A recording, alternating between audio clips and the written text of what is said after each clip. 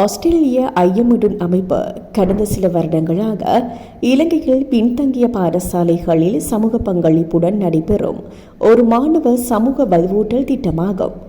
இதன் நோக்கம் சமூகத்தின் பங்கு பெற்றுதலுடன் மாணவர்களின் பசி மற்றும் போசாக்கின்மையை நீக்குவதனூடாக பாடசாலைகளுக்கு மாணவர்களின் வரவினை அதிகரித்து அவர்களின் கல்வி மட்டங்களை அதிகரிக்க செய்வதாகும். இந்த திட்டத்தில் பாடசாலை அட்சய பாத்திரம், சமூக சமையல், பாடசாலை தோட்டம் ஆகிய செயற்பாடுகள் உள்ளன.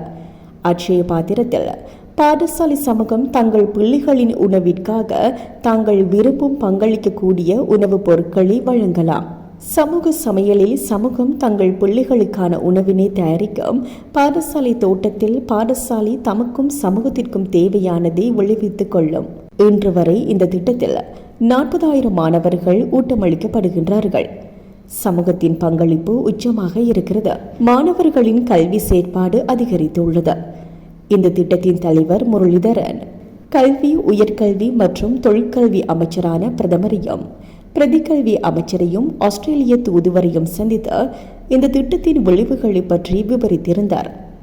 ஐயமிடும் திட்ட கருத்தானது அவர்களினால் நேர்மறையாக உள்வாங்கப்பட்ட பாராட்டை பெற்றுள்ளதாக கூறப்படுகிறது.